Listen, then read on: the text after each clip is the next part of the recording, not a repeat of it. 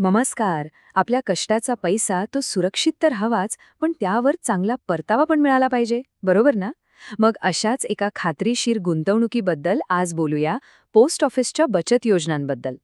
हा प्रश्न तर आपल्या सगळ्यांच्याच मनात असतो नाही का? म्हणजे बाजारात एवढी अनिश्चितता असताना आपले पैसे सुरक्षित कुठे राहतील आणि ते वाढतील सुद्धा. ह्याच प्रश्नाचं उत्तर म्हणजे पोस्ट ऑफिसच्या योजना. चला तर मग बघूया यात नक्की काय काय आहे.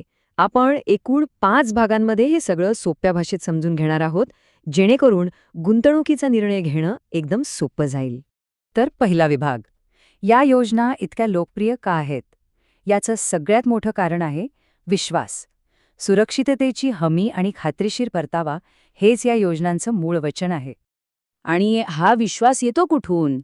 तर थेट भारत सरकारच्या पाठबळातून. याचा सरळ अर्थ असा होतो की आपले पैसे 100% सुरक्षित आहेत.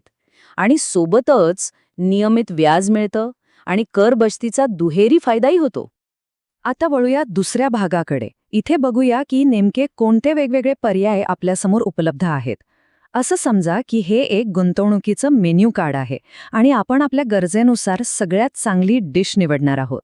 जरा या तक्त्याकडे बघा. एकाच ठिकाणी सगळ्या योजनांची माहिती आहे. व्याजदर काय आहेत, कर लाभ मिळतो की नाही. अरे वा!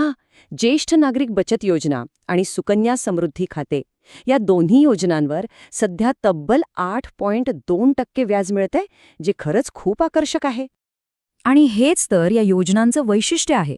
म्हणजे ध्येय काहीही असो, पुढच्या वर्षासाठी पैसे वाचवायचे असोत किंवा निवृत्तीसाठी मोठी रक्कम जमा करायची असो, इथे प्रत्येकाच्या गरजेनुसार काहीतरी आहे. अगदी शॉर्ट टर्म पासून ते लाँग टर्म वेल्थ क्रिएशनपर्यंतचे सगळे पर्याय उपलब्ध आहेत. पैसे गुंतवणं हा एक भाग झाला, पण त्यावर कर वाचवता आला तर? मग तर सोन्याहून पिवळं.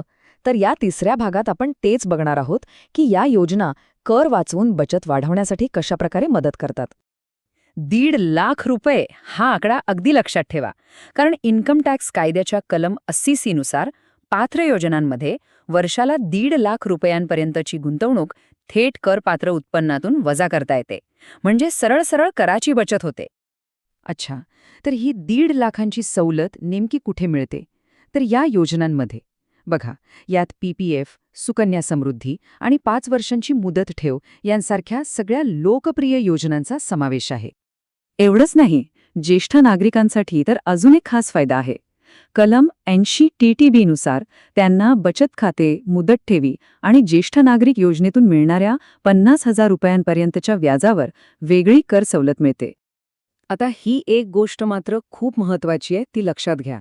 हे सगळे कर लाभ फक्त जुन्या कर प्रणालीमध्ये म्हणजे ओल्ड टॅक्स रेजिममध्येच मिळतात. नवीन कर प्रणालीमध्ये हे फायदे नाहीत. त्यामुळे गुंतवणूक करण्याआधी एकदा नक्की तपासा की कोणती कर प्रणाली निवडली आहे. चला आता जरा काही प्रमुख आणि लोकप्रिय योजनांवर फोकस करूया. बघूया की आपल्या आर्थिक ध्येयांसाठी कोणती योजना अगदी परफेक्ट मॅच ठरू शकते. हा चार्ट बघा, एकदम स्पष्ट दिसतंय. सध्या ज्येष्ठ नागरिक बचत योजना आणि सुकन्या समृद्धी खाते या दोन्ही योजना सर्वाधिक म्हणजे 8.2% व्याजदर देत आहेत आणि त्यानंतर PPFचा नंबर लागतो. सगळ्यात आधी बघूया ज्येष्ठ नागरिक बचत योजना. ही योजना खास करून 60 वर्षांवरील व्यक्तींसाठी आहे. निवृत्तीनंतर एक नियमित आणि सुरक्षित उत्पन्नाचा स्रोत मिळावा हा याचा मुख्य उद्देश आहे. यात आकर्षक व्याजदर तर आहेच, पण दर 3 महिन्यांनी उत्पन्न मिळतं आणि गुंतवणुकीवर 80C अंतर्गत कर सवलतही मिळते. थोडक्यात सांगायचं तर निवृत्तीनंतरच्या आयुष्यासाठी ही एक कंप्लीट पॅकेज योजना आहे. आता सुकन्या समृद्धी खाते ही एक खूपच खास योजना आहे, जी खास करून मुलींच्या भविष्यासाठी बनवली आहे.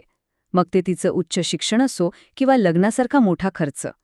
या योजनेचा व्याजदर सध्या सर्वाधिक आहे आणि यात कर सवलतही मिळतेच. त्यामुळे मुलींच्या भविष्याचं नियोजन करणाऱ्या पालकांसाठी यापेक्षा चांगला पर्याय नाही. आणि आता बोलूया PPF बद्दल, म्हणजे पब्लिक प्रोव्हिडंट फंड. ही एक प्रकारे दीर्घकालीन संपत्ती निर्माण करण्याची पॉवर हाऊस योजना आहे. जर शिस्तबद्ध बचतीतून भविष्यासाठी मोठी रक्कम उभी करायची असेल तर PPF हा सर्वोत्तम मार्ग आहे.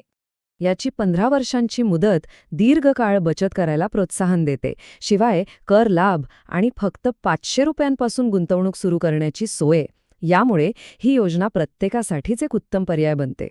तर आता मनात प्रश्न येऊ शकतो की हे सगळं ठीक आहे, पण सुरुवात करायची कशी? काळजी नसावी. प्रक्रिया खूपच सोपी आहे. चला पाहूया. बघा, फक्त 4 सोप्या पायऱ्या आहेत. पहिलं, आपल्या ध्येयानुसार योग्य योजना निवडा. दुसरा, आवश्यक कागदपत्र तयार ठेवा. तिसरं, जवळच्या पोस्ट ऑफिसमध्ये जा. आणि चौथं, अर्ज भरून जमा करा. झालं काम.